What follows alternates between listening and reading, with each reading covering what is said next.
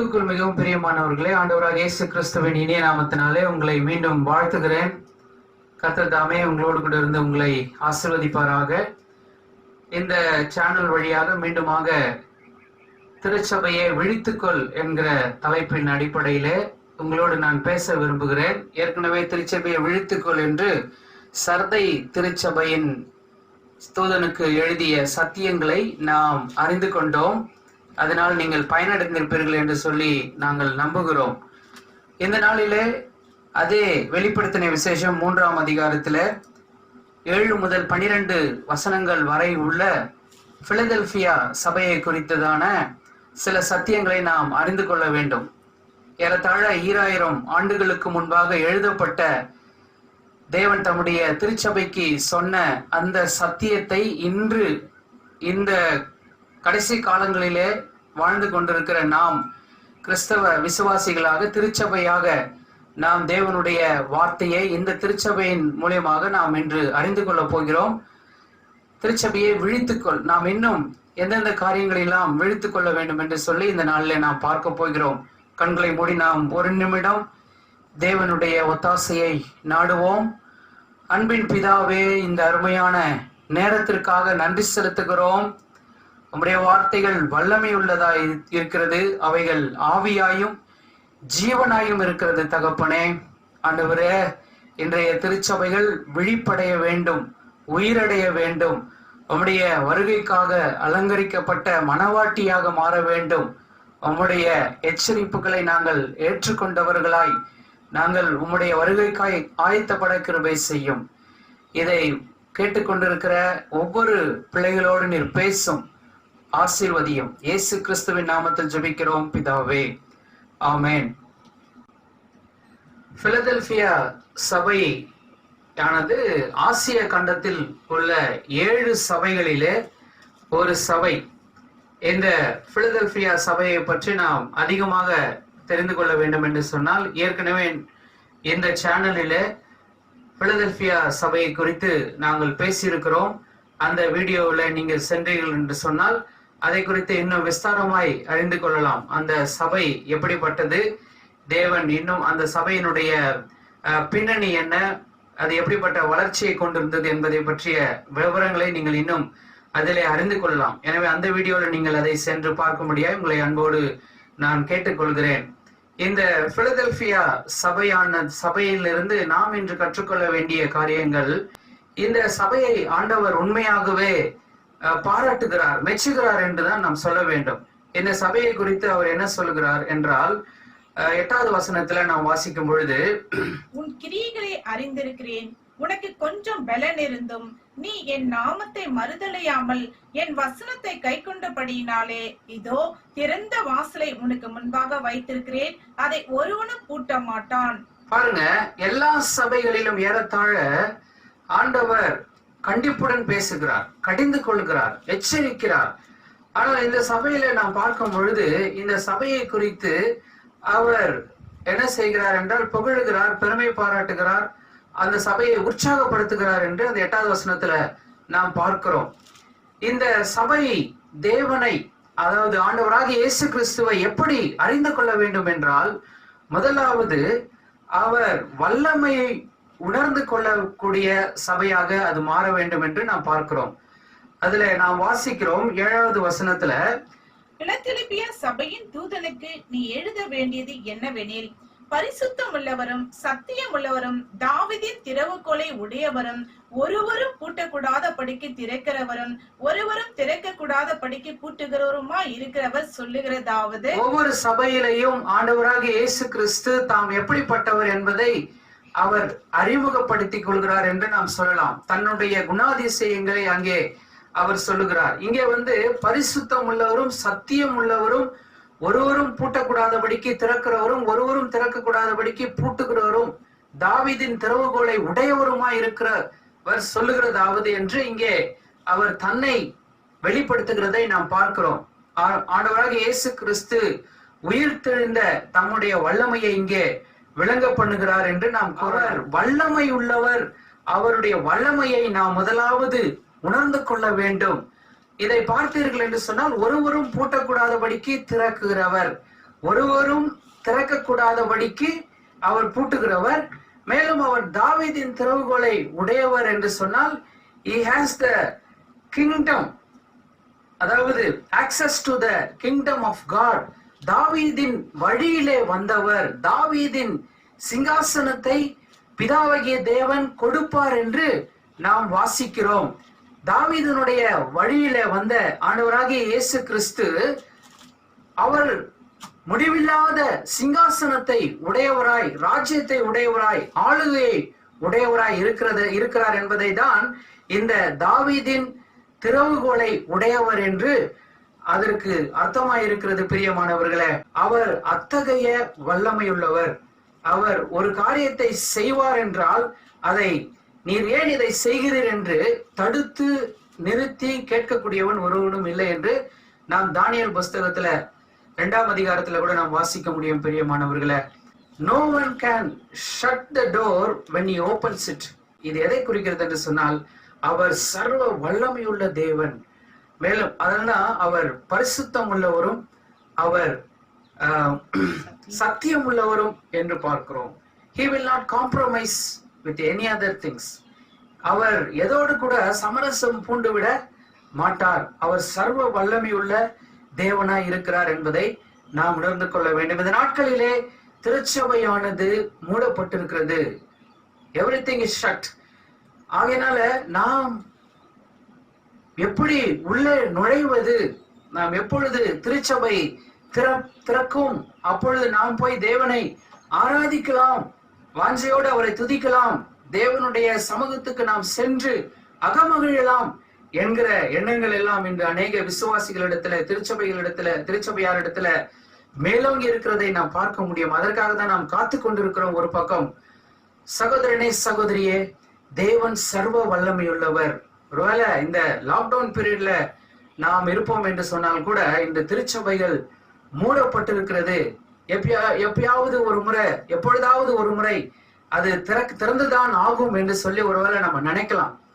இது தேவன் பூட்டி இருக்கிறார் என்பதை நாம் வேறு வகையில நாம் சிந்திக்கிறோமா?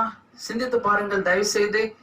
இன்றைக்கு நாம் சென்று அவருடைய சமூகத்துல அகமகிழ முடியவில்லை, ஆராதிக்க முடியவில்லை, அவருடைய நாமத்தை மகிமைப்படுத்த முடியவில்லை. தேவன் சர்வ வல்லவர் என்பதையே இது காட்டுகிறது. அவர் ஒருவரும் பூட்டக்கூடாதபடிக்கு திறக்கிறவரும் ஒருவரும் திறக்கக்கூடாதபடிக்கு பூட்டுகிறவருமா இருக்கிற வல்லமை உள்ளவர் என்பதை இன்று திருச்சபை உணர்ந்து கொள்ள வேண்டும். அடுத்ததாக நாம் இரண்டாவது கவனிக்க வேண்டிய ஒரு காரியம் என்ன? வசனத்தை கடைபிடிக்க வேண்டும். 8வது வசனத்தை நாம் வாசிப்போம். உன் கிரியைகளை அறிந்திருக்கிறேன், உனக்கு கொஞ்சம் பலன் இருந்தும் நீ என் நாமத்தை மறுதலியாமல் என் வசனத்தை கை கொண்டபடியினாலே இதோ திறந்த வாசலை உனக்கு முன்பாக வைத்திருக்கிறேன், அதை ஒருவனும் பூட்ட மாட்டான்.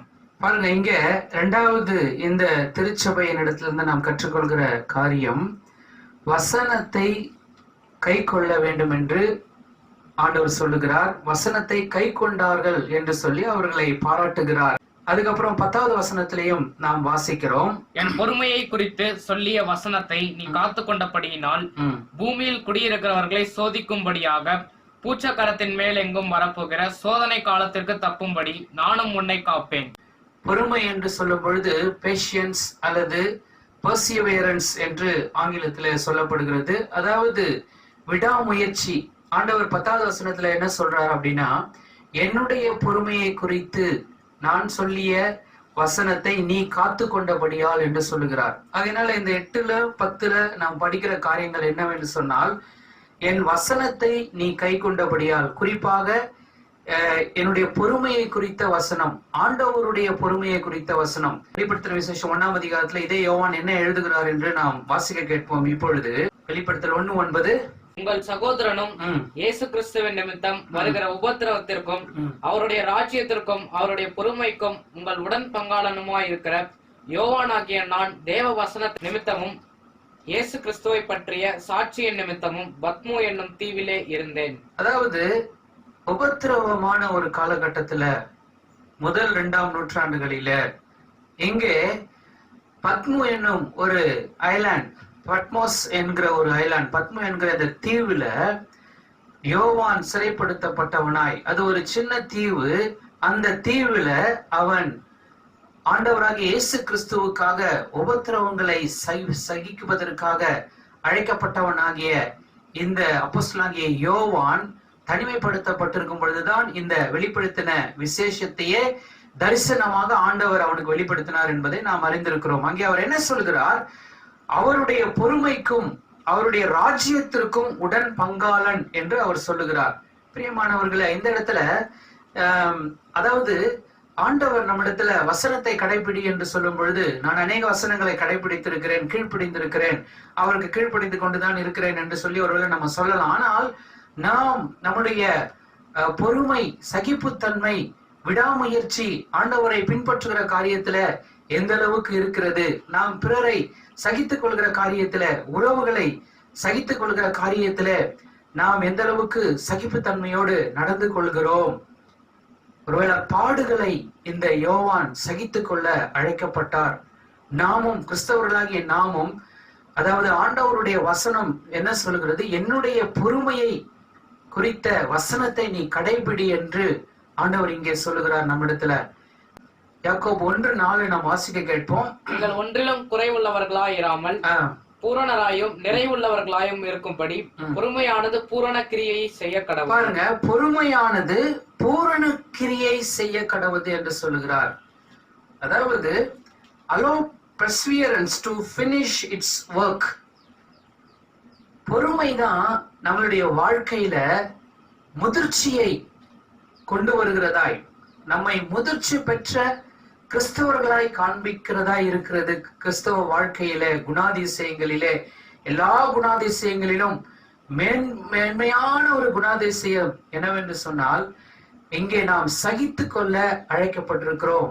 பெர்சிவியரன்ஸ், அதை விடாமுயற்சி என்றும் நாம் சொல்லலாம். பொறுமையானது பூரண கிரியை செய்ய கடவுது. அதாவது நம்மளுடைய வாழ்க்கையை அது நிறைவாக்குவது என்று சொன்னால், இந்த விடாமுயற்சி அல்லது பொறுமை என்கிற குணாதிசயம் தான். பிரியமான சகோதரனே, சகோதரியே, நம்மளுடைய வாழ்க்கையில இன்றைக்கு ஒருவேளை என்னால இதெல்லாம் சகித்துக் கொள்ள முடியாது, நான் இப்படி ஒரு திருமணத்தை தெரியாமல் நான் செய்து விட்டேன், என்னுடைய கணவனையோ என்னுடைய மனைவியோ நான் சகித்துக் கொள்ள முடியாது, என்னுடைய மாமியாரோடு என்னுடைய மருமகளோடு இப்படிப்பட்ட உறவுல நான் இருக்க முடியாது, நான் இப்படிப்பட்ட ஒரு குடும்ப பின்னணியில இருந்து வரல அப்படின்னு சொல்லி ஒருவேளை நாம கசப்போடு, வைராக்கியத்தோடு, அல்லது நாம சகிப்புத்தன்மை இல்லாத ஒரு தன்மையோடு நாம் வாழ்ந்து கொண்டிருக்கிறோமா? இந்த நாட்களிலே ஆண்டவரை அறியாமல் நம்முடைய வாழ்க்கையில எதுவுமே நடைபெறவில்லை. பிரியமான சகோதரனே, சகோதரியே, விசுவாசத்தின் அடிப்படையில நாம் ஏற்றுக்கொண்டு நாம் தேவனிடத்துல பொறுமையை நாம் கற்றுக்கொள்ள வேண்டும். இந்த பொறுமை என்கிற காரியத்திற்கு நாம் கீழ்ப்படிந்திருக்கிறோமா என்பதை நாம் சற்று சிந்தித்து பார்க்க வேண்டும். ஆண்டவரிடத்துல நாம் கேட்க வேண்டும். நாம் வெடித்து சிதறி எல்லாவற்றையும் சுக்குநூறாக்கி சின்னாமின்னமாக்குவது என்பது எளிதான காரியம். உறவுகளை முறித்துக் கொள்வது என்பது எளிதான காரியம். உறவுகளை உடைத்து போடுவது என்பது எளிதான காரியம். கட்டுவது என்பது மிக மிக கடினமான காரியம். சகோதரனே, சகோதரி, அநேக கிறிஸ்தவ குடும்பங்கள் இன்று பலவிதமான உணர்ச்சி போராட்டங்களால் உறவுகளிலே உடைக்கப்பட்ட நிலையில இன்று போய்கொண்டிருக்கிறது. கணவன் மனைவியிடம் மனப்பூர்வமாய் பேசுவதில்லை, மாமியார் மருமகளிடத்துல மனப்பூர்வமாய் பேசுவதில்லை. பலவிதமான தவறாக புரிந்து கொள்கிற காரியங்கள், மிஸ் அண்டர்ஸ்டாண்டிங்ஸ், ஒருவருக்கொருவர் மன்னிக்க முடியாத, ஏற்றுக்கொள்ள முடியாத, சகித்துக் கொள்ள முடியாத காரியங்கள் இருக்கிறதுனால ஆண்டவர் நம்மிடத்துல அதிகமா எதிர்பார்க்கிற ஒரு காரியம் இந்த நாட்களில என்ன தெரியுங்களா? அந்த பொறுமை. அந்த பொறுமையானது உங்கள் வாழ்க்கையில, என்னுடைய வாழ்க்கையில பூரண கிரியையை செய்வதற்கு நம்முடைய வாழ்க்கையை நாம் அர்ப்பணிப்போமா? கடைசியாக நாம் பார்க்கும் பொழுது, நாம் தேவனுடைய வசனத்திற்கு கீழ்ப்படியும் பொழுது, பொறுமையை நாம் கடைபிடித்திருக்கும் பொழுது, சகித்துக் கொள்ளும் பொழுது, அவர் நமக்கு வாக்குத்தத்தமாய் கொடுக்கிற வசனம் என்னவென்று சொன்னால், 10ஆம் வசனத்தினுடைய நடுப்பகுதியிலிருந்து நாம் வாசிக்கிறோம்.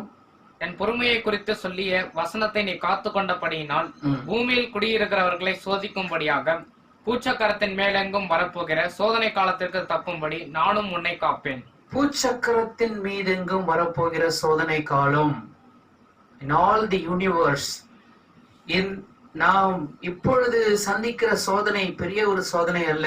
இந்த கொரோனா என்பது உலக அளவிய ஒரு சோதனையாக இருந்தாலும், அநேகரை கொண்டிருந்தாலும், இந்த சோதனையை மனிதன் தாங்க முடியாதது என்று சொல்லி யோசிக்கிறான். இவைகள் வேதனைகளுக்கு ஆரம்பம் என்று கூட நாம் எடுத்துக்கொள்ளலாம். இதுக்கு பின்பாக வரப்போகிற பயங்கரமான சோதனைகள் இருக்கிறது. Trials and temptations we are going to face in this world. பிரியமானவர்களே, ஆகையினால அந்த சோதனைகளுக்கு நான் உன்னை தப்புவிப்பேன் என்று ஆண்டவர் வாக்குத்தத்தம் கொடுக்கிறார். எப்பொழுது?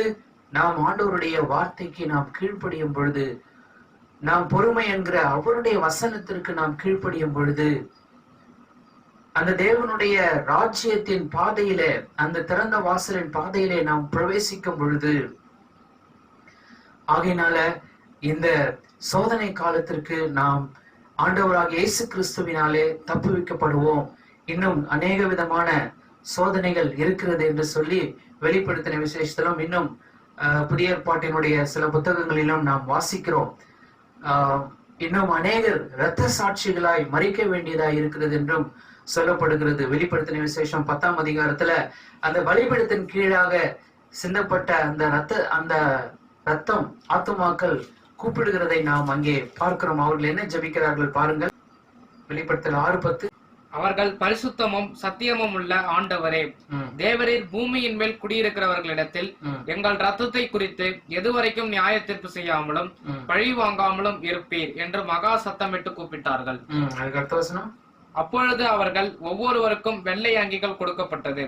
அன்றியும் அவர்கள் தங்களை போல கொலை படப்போகிறவர்களாகிய தங்கள் உடன் பணிவிடைக்காரரும் தங்கள் சகோதரருமானவர்களின் தொகை நிறைவாகும் அளவும் இன்னும் கொஞ்சம் காலம் இளைப்பாற வேண்டும் என்று அவர்களுக்கு சொல்லப்பட்டது. அதாவது ஏற்கனவே ரத்த சாட்சிகளாய் மரித்த ஆத்துமாக்கள் அங்கே ஆண்டவரிடத்துல வேண்டுகிறார்கள். ஆண்டவரே, எதுவரைக்கும் நீர் இதை குறித்து நியாயம் செய்யாமல் இருப்பீர் என்று கேட்கும் பொழுது அங்கே அவர்களுக்கு வெள்ளை அங்கி கொடுக்கப்படுகிறது. அவர்களுக்கு என்ன சொல்லப்படுகிறதுனா, உங்களை போல இன்னும் உங்கள் சகோதரர்களில் இன்னும் சிலர் மரிக்க வேண்டும். அந்த நிறைவு வரும் பொழுது அந்த நியாய தீர்ப்பு செய்யப்படும் என்று ஆண்டவர் சொல்லுகிறார். இன்னும் வரப்போகிற சோதனை என்று நாம் பார்க்கும் பொழுது வெளிப்படுத்தின விசேஷம் 8ஆம் அதிகாரத்துல நாம் பார்க்கும் பொழுது அங்கே 7 தூதர்கள் எக்காலம் ஊதுகிறார்கள்.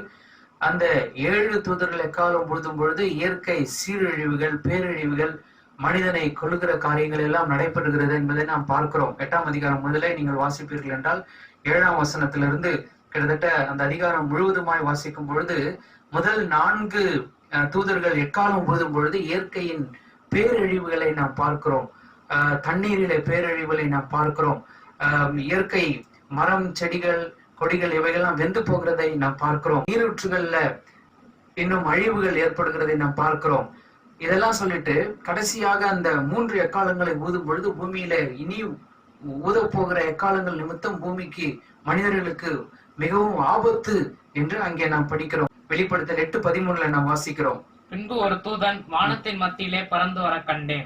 அவன் மகா சத்தமிட்டு, இனி எக்காலம் ஊத போகிற மற்ற 3 தூதருடைய எக்கால சத்தங்களினால் பூமியில் குடியிருக்கிறவர்களுக்கு ஐயோ ஐயோ ஐயோ என்று சொல்ல கேட்டேன். ஆகையினால ஆபத்தான எக்காலங்கள் இவைகள் 3. ஒன்று 9ஆம் அதிகாரம் 4வது வசனத்திலையும் 5வது வசனத்திலையும் வெட்டிக்கிளைகளை குறித்து நாம் பார்க்கிறோம். அந்த வெட்டிக்கிளைகள் எப்படிப்பட்டதா? அவைகள் மனுஷரை 5 மாதம் அளவும் அவைகள் உபத்திரவப்படுத்தினதாகவும் அவைகள் கொலை செய்யும்படிக்கு அவர்களுக்கு உத்தரவும் கொடுக்கப்பட்டது என்பதையும் 5வது வசனத்துல நாம் வாசிக்கிறோம். பிரியமானவர்களே, ஆகையினால் வெட்டிக்கிளிகள் இந்த பூமியின் மேல் வரப்போகிற சோதனை. இன்னும் 9ஆம் அதிகாரம் 16வது வசனத்துல நாம் வாசிக்கும் பொழுது அங்கே குதிரை சேனை. இப்பொழுது நாம் 9ஆம் அதிகாரம் 16வது வசனத்தை வாசிப்போம். குதிரை சேனைகள் ஆகிய ராணுவங்களின் தொகை 20 கோடியா இருந்தது. அவைகளின் தொகையை சொல்ல கேட்டேன். இது 6வது தூதன் எக்காலம் ஊதும் பொழுது நடக்கிற காரியங்கள். ஐபிராத்து நதி அண்டை கட்டப்பட்டிருந்த 4 தூதர்களையும் அவிழ்த்து விடு என்று சொல்லப்படுகிறது. அங்கே அவிழ்த்து விடப்படுகிறது. அங்கே மனுஷரில் 3இல் 1 பங்கு கொல்லப்படும் என்றும் அந்த 15வது வசனத்துல நாம் வாசிக்கிறோம். 18வது வசனத்தை வாசிப்போம். அவைகளுடைய வாய்களில் இருந்து புறப்பட்ட அக்கினி, புகை, கந்தகம் என்னும் இம்மூன்றினாலும் மனுஷரில் 3இல் 1 பங்கு கொல்லப்பட்டார்கள். மனுஷரில் 3இல் 1 பங்கு கொல்லப்பட்டார்கள் இந்த குதிரையினுடைய வாயிலிருந்து புறப்பட்ட அக்கினி மற்றும் புகையால. ஆகையினால் இது 6வது தூதன் எக்காலம் ஊதும் பொழுது 7வது தூதன் எக்காலம் ஊதுவதை எங்கே நாம் பார்க்கிறோம் என்றால் 11ஆம் அதிகாரம் 15வது வசனத்துல நாம் வாசிக்கிறோம். 7ஆம் தூதன் எக்காலம் ஊதினான். அப்பொழுது உலகத்தின் ராஜ்யங்கள் நம்முடைய கர்த்தருக்கும் அவருடைய கிறிஸ்துவுக்கும் உரிய ராஜ்யங்கள் ஆயின. அவர் சதா காலங்களிலும் ராஜ்யம் பாரம் பண்ணுவார் என்னும் கம்பீர சத்தங்கள் வானத்தில் உண்டாயின. பாருங்க, இங்கே உலகத்தினுடைய எல்லா ராஜ்யங்களும் கிறிஸ்துவின் ராஜ்யங்கள் ஆயின. அருமையான சகோதரனே, சகோதரியே, இந்த சோதனை காலத்திற்கு தப்பிக்கவே தேவன் நமக்கு வாக்குத்தத்தம் கொடுக்கிறார். பிரியமான சகோதரர்களே, சகோதரிகளே, இதெல்லாம் வரப்போகிற சோதனைகள். இன்னும் நாம் வாசிப்போம் என்றால் வெளிப்படுத்தின விசேஷம் 13:8, 13:14 அந்தி கிறிஸ்துவை ஜனங்கள் வழிபடுவார்கள். அந்தி கிறிஸ்து என்பவன் தோன்றி ஆண்டவருக்கு விரோதமான காரியங்களை செய்வான் என்பதையெல்லாம் நாம் அறிந்திருக்கிறோம். அதை நாம் இன்னொரு வீடியோல நம்ம பார்ப்போம். 13:8 உலக தோற்றம் முதல் அடிக்கப்பட்ட ஆட்டுக்குட்டியினுடைய ஜீவ புஸ்தகத்தில் பேர் எழுதப்பட்டிராத பூமியின் குடிகள் யாவரும் அதை வணங்குவார்கள். பாருங்க, ஜீவ புஸ்தகத்தில் பேர் எழுதப்படாதவர்கள், ஆண்டவரை விசுவாசியாதவர்களுடைய பெயர்கள் ஜீவ புஸ்தகத்தில் எழுதப்படாது. அவர்கள் எல்லாரும் இந்த அந்தி கிறிஸ்துவை, தான் கிறிஸ்து என்பது போல தோற்றமுடைய அவனை வழிபடுவார்கள் என்று வேதம் சொல்கிறது. 14ஆம் வசனம், மிருகத்தின் முன்பாக அந்த அற்புதங்களை செய்யும்படி தனக்கு கொடுக்கப்பட்ட சத்துவத்தினாலே பூமியின் குடிகளை மோசம் போக்கி பட்டயத்தினாலே காயப்பட்டு பிழைத்த மிருகத்திற்கு ஒரு சொரூபம் பண்ண வேண்டும் என்று பூமியின் குடிகளுக்கு சொல்லிற்று. இந்த ஒரு மிருகம் அந்தி கிறிஸ்து ஒப்பாக தான் அது சொல்லப்படுகிறது. அது என்ன செய்யுமா? பூமியின் குடிகள் யாவற்றையும் மோசம் போக்கும் என்று. ஆகினால வரப்போகிற காலங்களிலே, அந்தி கிறிஸ்துவனுடைய காலகட்டங்களிலே 3 வருஷம் அவன் சிறப்பாக அவன் ஜனங்களுக்கு நல்லது செய்கிறது போல அவனுடைய ஆட்சி இருக்கும். அடுத்த 3 வருஷம் பயங்கரமான மகா உபத்திரவ காலமாக இருக்கும். எப்படிப்பட்ட சோதனைகள் எல்லாம் வரப்போகிற சோதனை என்று நாம் பார்க்கிறோம். இந்த சோதனை காலகட்டத்துலதான் தேவன் நம்மை ரட்சிப்பார். உபத்திரவங்கள், போர்கள், ஜனத்துக்கு விரோதமாய் ஜனங்கள் எழும்புகிற காரியங்கள், அப்படிப்பட்ட காலகட்டத்துல தேவன் நம்மை என்ன செய்வார்னு சொல்லி இருக்கிறாரு? தப்புவிப்பேன், பாதுகாப்பேன். அப்படின்னா ஒருவேளை நாம மறிக்க வேண்டியதா இருந்தாலும் அவருக்காக விசுவாசத்தோடு மறிக்கிறவர்களா இருப்போம். ஒருவேளை அதற்குன்பாக அவர் நம்மை எடுத்துக்கொள்ள நினைத்தாலும் நாம் அவரோடு கூட செல்லுவோம் அவருடைய வருகையில. ஆகையால் பிரியமான சகோதரனே, சகோதரியே, தேவன் நமக்கு உதவி செய்வாராக. இந்த நாளில நாம் திருச்சபையாக, விசுவாசியாக எந்த அளவுக்கு நாம் தேவனுடைய வருகைக்கு நாம் ஆயத்தமாய் இருக்கிறோம் என்பதை இந்த வசனத்தின் வெளிச்சத்திலே நம்மை நாமே ஆராய்ந்து பார்ப்போம். அவர் நமக்கு வசனத்தை கடைபிடிக்க சொல்லி இருக்கிறார். அப்படி கடைபிடிக்கும் பொழுது வரப்போகிற சோதனை காலத்திற்கு நம்மை தப்புவிப்பேன் என்று சொல்லியிருக்கிறார். நமக்கு அவர் கொடுத்திருக்கிற அந்த வாய்ப்புகளை நாம் பயன்படுத்திக் கொள்வோம். முதலாவது நாம் பார்த்த பொழுது அவர் சர்வ வல்லமை உள்ளவர் என்பதை நாம் பார்த்தோம். அவர் தாவீதின் திறவுகோலை உடையவர். எனவே இப்படிப்பட்ட தேவனாகிய கர்த்தர் அன்று பிலதெல்பியா சபைக்கு சொன்னவர் இன்று நமக்கும் இப்படிப்பட்ட காரியங்களை சொல்லுகிறார். எனவே நாம் விழிப்படைந்தவர்களாய் அவருடைய வருகைக்காய் காத்திருப்போம். தேவன் நமக்கு கிருபை செய்வாராக. கண்களை மூடி நாம் செபிப்போம். ஒரு நிமிடம். அன்பின் ஆண்டவரே, இந்த நாளிலே நாங்கள் கேட்ட நம்முடைய வேத வசனத்திற்காக ஸ்தோத்திரிக்கிறோம். திருச்சபையே விழித்துக்கொள் ஆண்டவரே. நாங்கள் விழிப்புள்ளவர்களாய், புத்தியுள்ள கன்னிகைகளாய் எங்களுடைய பாத்திரங்களில் எண்ணெயை வைத்திருப்பவர்களாய் ஆண்டவரே, நாங்கள் உம்முடைய வருகைக்காய் காத்திருக்கவும் கிருபை செய்யுங்க ராஜா. உம்முடைய வசனத்தை நாங்கள் கடைபிடிக்கவும் வரப்போகிற சோதனை காலத்துக்கு நாங்கள் தப்பித்துக் கொள்ளவும் எங்களுக்கு கிருபை செய்யும். உம்முடைய வருகையிலே நாங்கள் எடுத்துக்கொள்ளப்பட எங்களுக்கு உதவி செய்யும். இயேசு கிறிஸ்துவின் நாமத்தில் ஜெபிக்கிறோம் நல்ல பிதாவே, ஆமென். தேவனுடைய வார்த்தையை கேட்ட உங்கள் யாவரையும் கர்த்தர் ஆசீர்வதிப்பாராக.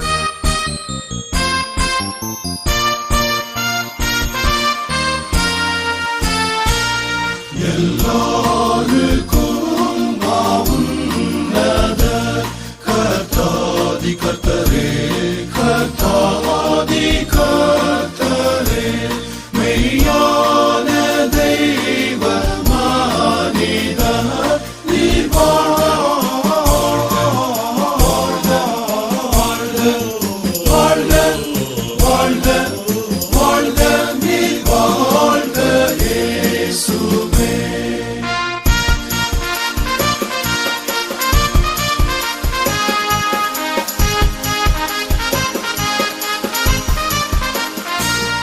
விண்ணில் பிரதானியான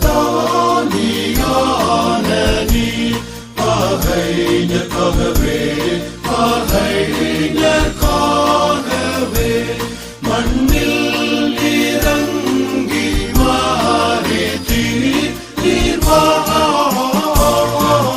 வாழ்க வாழ்க வாழ்க வாழ்க நீர் வாழ்க இயேசுவே.